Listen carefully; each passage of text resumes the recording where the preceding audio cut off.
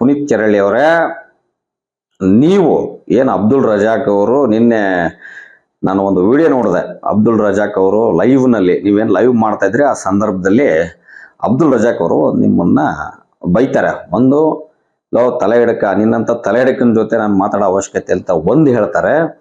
ಮತ್ತೆ ಇನ್ನೊಂದು, ಧರ್ಮದ ಹೆಸರಲ್ಲಿ ನಿನ್ನಂತ ಫೋನ್ ಪೇ ಗೂಗಲ್ ಪೇ ಮುಖಾಂತರ ಹಣ ಕೇಳ್ತಕ್ಕಂಥ ನಿನ್ನಂತ ಅಯೋಗ್ಯ ಜೊತೆ ಮಾತಾಡೋ ಅವಶ್ಯಕತೆ ಇಲ್ಲ ಅಂತ ಅಬ್ದುಲ್ ರಜಾಕ್ ಅವ್ರು ಹೇಳ್ತಾರೆ.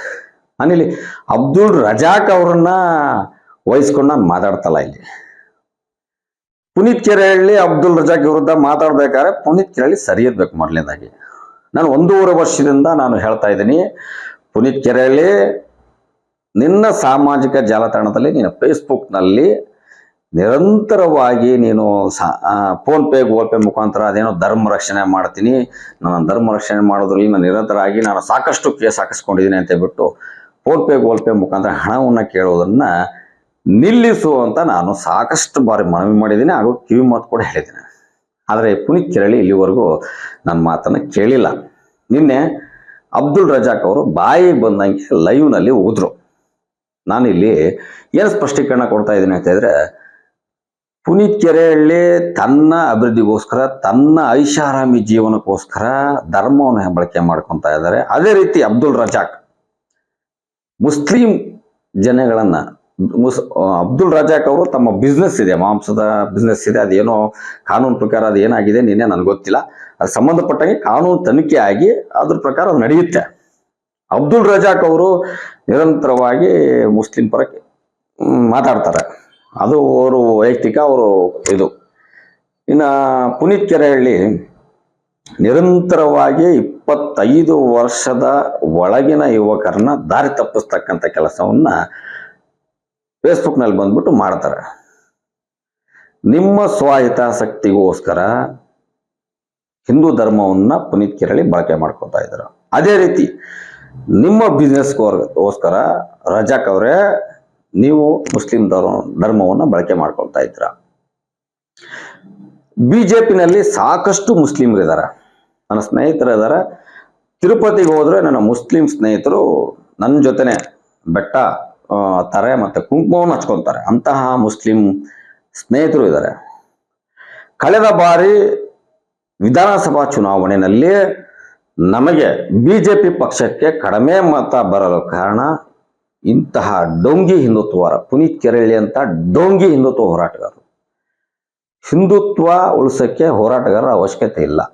ನಮ್ಮ ಧರ್ಮ, ನಮ್ಮ ಪ್ರತಿಯೊಬ್ಬ ಯುವಕರು, ಹುಟ್ಟಿದಂಥ ಮಗು ಹಾಗೂ ಅವರವರ ಆಚಾರ ವಿಚಾರ ಪ್ರತಿಯೊಂದನ್ನು ಕಾಪಾಡ್ತಕ್ಕಂಥ ಬರ್ತಕ್ಕಂತಹ ಶಕ್ತಿ ಹಿಂದೂ ಧರ್ಮದ ಪ್ರತಿಯೊಬ್ಬರಿಗೂ ಇದೆ. ಈ ಪುನೀತ್ ಕೆರಳಿ ಧರ್ಮದ ವಿಷಯವಾಗಿ ನಾನು ಅದನ್ನು ಮಾಡ್ತೀನಿ, ಇದನ್ನು ಕಟ್ಟಾಕ್ತೀನಿ, ಇದನ್ನು ದೊಡ್ಡದೇನೋ ದೊಡ್ಡ ಸಾಧನೆ ಮಾಡ್ತೀನಿ ಅಂತ ಹೇಳ್ಬಿಟ್ಟು ನಿರಂತರವಾಗಿ ಫೇಸ್ಬುಕ್ನಲ್ಲಿ ಬಂದ್ಬಿಟ್ಟು ನನಗೆ ಗೂಗಲ್ ಪೇ ಫೋನ್ ಪೇ ಮಾಡಿ ಅಂತ ಹೇಳ್ಬಿಟ್ಟು ಕೇಳ್ಕೊತಾನೆ. ಮತ್ತೆ ಇವತ್ತೇನೋ ಹೈಡ್ರಾಮಾ ನೋಡಿದೆ ನಾನು. ಪುನೀತ್ ಕೆರಳಿ ಅವರು ಆಸ್ಪತ್ರೆಗೆ ದಾಖಲು.